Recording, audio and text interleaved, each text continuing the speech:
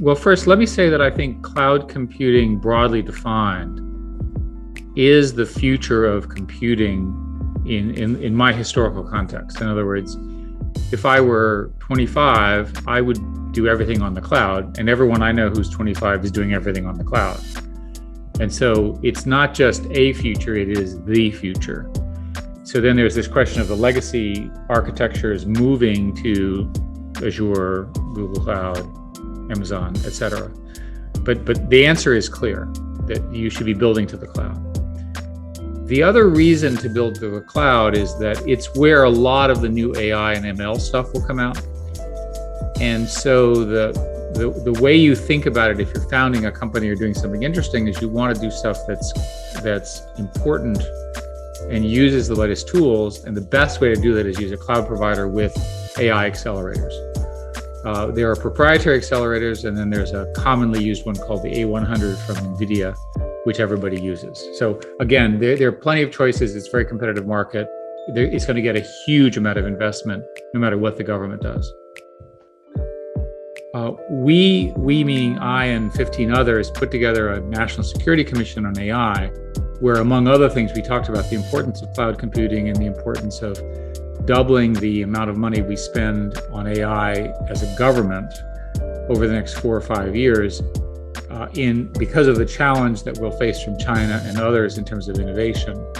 We are today the leaders in this area, and the power of AI, ML, and cloud in terms of something like healthcare, as we were discussing earlier, is profound, right? And the easiest way to understand it is that humans are the same, but we just don't know it because we don't understand our own biology.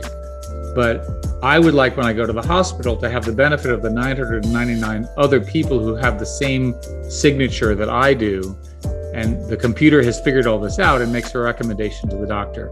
I'll be healthier as a result.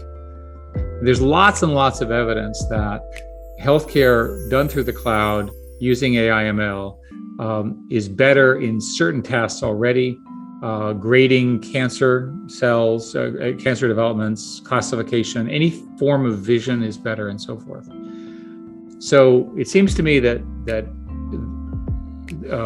another way to say this is the healthcare industry is 18% of American GDP. It's the largest industry, right, which is a remarkable number. And so getting it to be more efficient, and efficiency is defined as lower cost, higher quality outcomes, less days in the hospital, less sick people, longer lives, more productive lives. It strikes me as a very high priority. In order to do that, the government needs to make sure people are moving to the cloud, make it easy to share data for research purposes, fund the research that can be built on top of it, et cetera. I think the private companies are going to do a really good job of investing in the core technology of the cloud because it's their future. And so the real question now is, the policy matter is to allow these applications to get built.